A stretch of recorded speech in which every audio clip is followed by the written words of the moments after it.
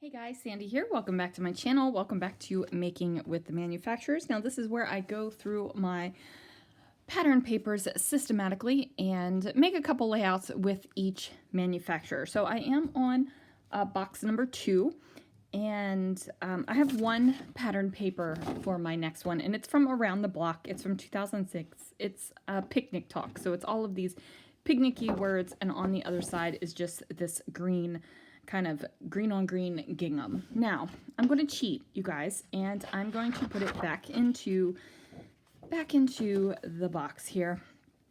We're just going to keep him, okay? This is a very grassy green, and I would have to bring in other things to use up this paper, so I don't want to do that. This will be one of those things where I'm like, oh, I need a nice grassy green paper. So next on my list is Arctic Frog. So I have 3 sheets of Arctic Frog paper. Let's see, 2004, look, they gave cut lines for 8.5 by 11 scrappers, and then these are from 2005. So I have 3 sheets. Obviously this sheet would not go with this at all, and this is thin paper, guys, thin paper. So I'm going to put this back into the bin, not the bin where the scraps go, but the permanent bin, right there. And then I'm going to use these 2 papers. Now this is an awful lot of stripes together, but I think we can make some magic happen. So let's see what I can do. All right, guys, so I end up doing a 2-page spread, which is weird because most of my layouts are not 2-page spreads. We have new words, guys, spreads. Most of my layouts are not 2-page spreads, but I did one yesterday for Stretch the Sketch, and now for today, this one as well. So both of these Arctic Frog papers are stripy. Like, there's definitely a stripy feeling, a stripy connotation, and I figured the best way to do this was to cut them in half and to have 2 layers of stripy bits, a top layer and a bottom layer, and then have something to span it to kind of cover up the join. Now these are pre-made papers that came in a Close to My Heart Disney-esque kit. And they are basically 8.5 by 11 papers, but I figured I could cut them up and use them. Now I also have this black star foil paper, and I have a red paper that I'm going to bring in as well. But first things first, I've got to get the other stripy bits of paper down on my background cardstock.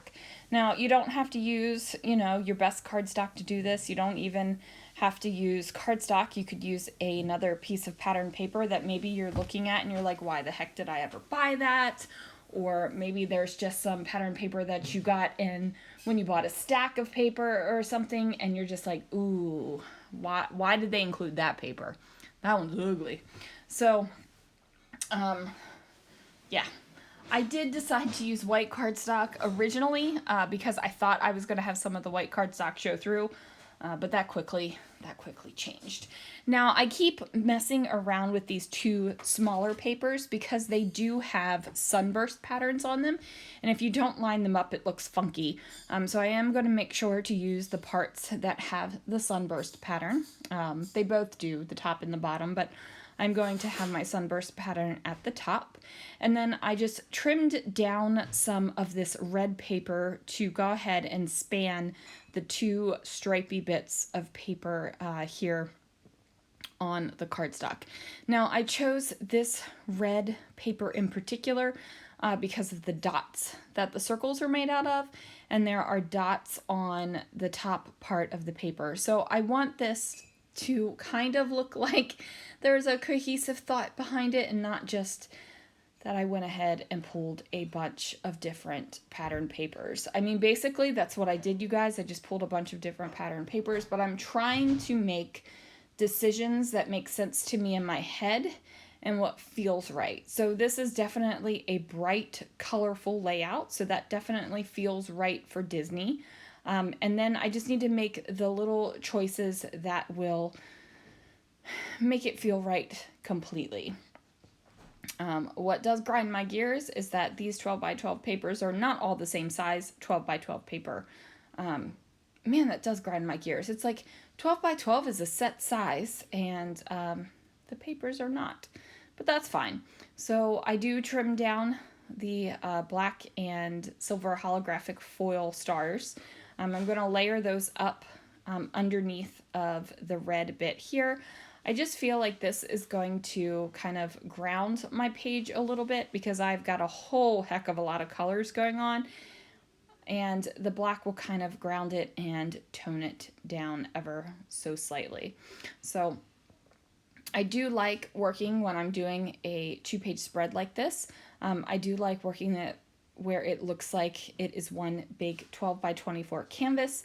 Now, if I was just doing a coordinating page, not necessarily where I wanted your eye to travel from all the way on the left-hand side of the left layout to all the way on the right-hand side of the right layout, I wouldn't hold them together like this. So I finally get down those papers, and now I've got my photos, and I just need to arrange them in a good way. So I'm trying to keep like the bathroom photos together and the bed photo together. I'm like, which way do I want to do this? And then I quickly realize once I get these 2 photos on there, it covers up everything pretty good. And then I realized that, oh, if I put these 3 photos all the way across this page, I'm going to cover up every little bit of that red paper on that side, and then you'll just see a little bit of the black paper. So I decide to take off the photograph of the toilet. We all know what a toilet looks like. There's nothing special about a Disney toilet other than the fact that it is in Disney.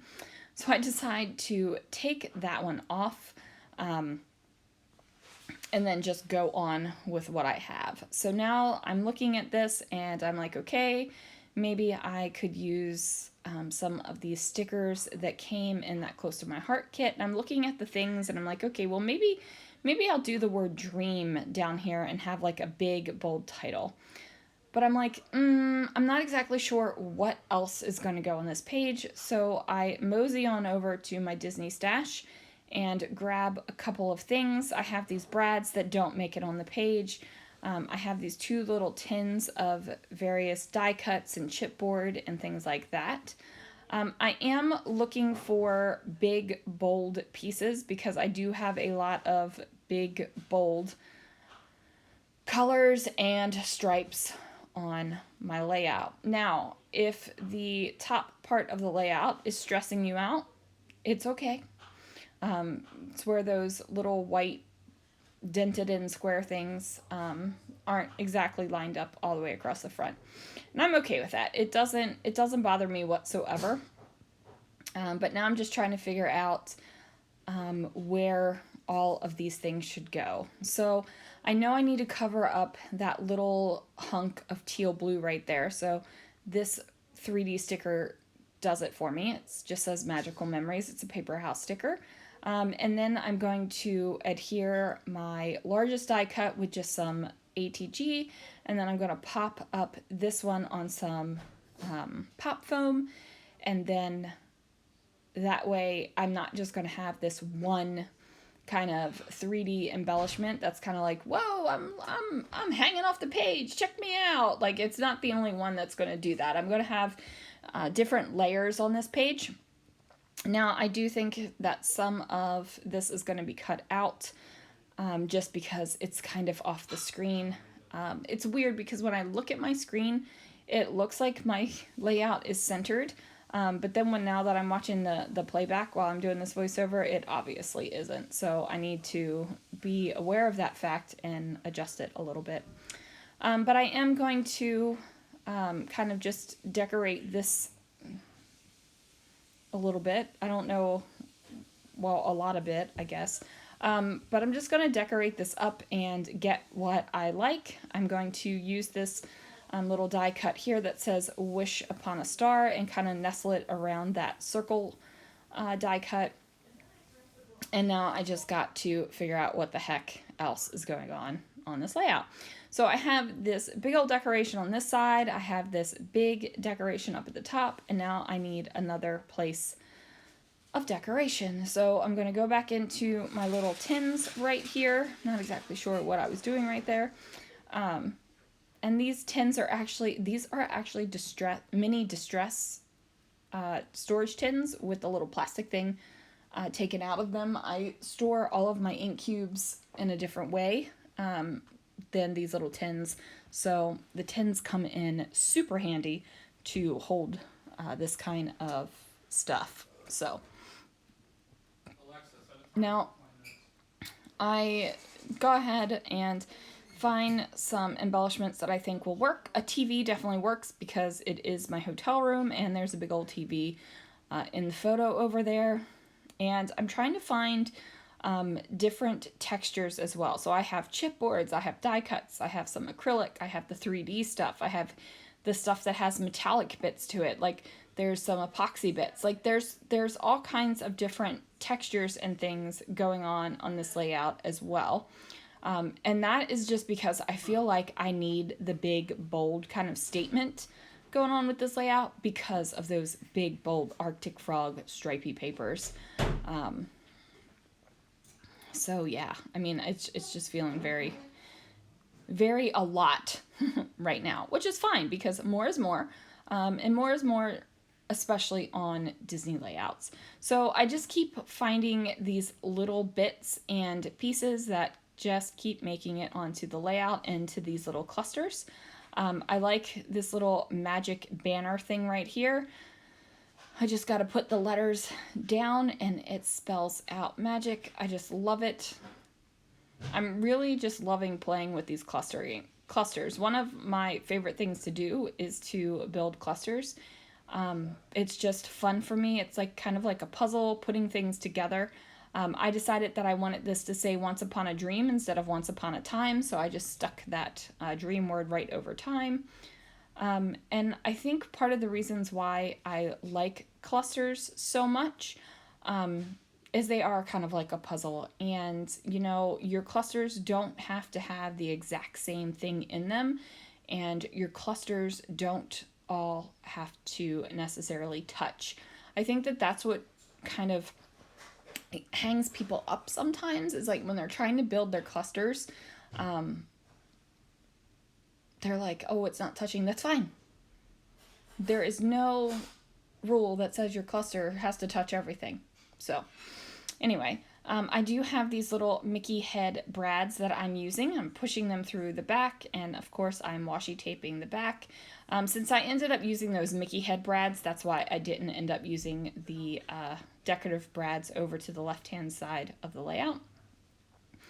And this is just a fun page for me. I do add one little line of journaling across the top here of the right-hand side of the layout. And it's basically just saying that I'm staying at Pop Century, and when I do my solo Disney trips, I usually stay in a value resort, because I don't need amenities when I'm by myself. I'm just like I'm going hard all day long, and then I go back to my room and crash. So there it is. Thank you so much for joining me, you guys. Let me know if you're enjoying the Making with the Manufacturers series. And I can't believe we're still on A papers. Thanks so much for watching, and I'll see you again real soon for another video.